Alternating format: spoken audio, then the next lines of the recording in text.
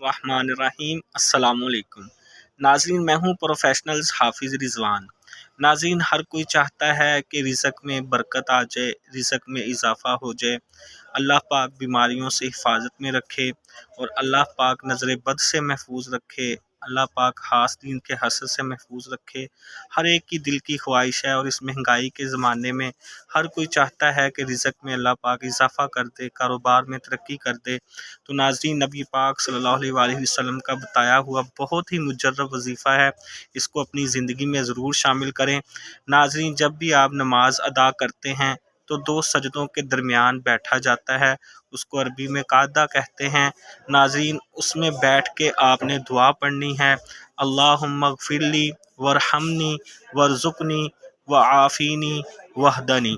تو ناظرین، 2 سجدوں کے درمیان جب آپ بیٹھیں تو یہ دعا ضرور پڑھیں، انشاءاللہ آپ اپنی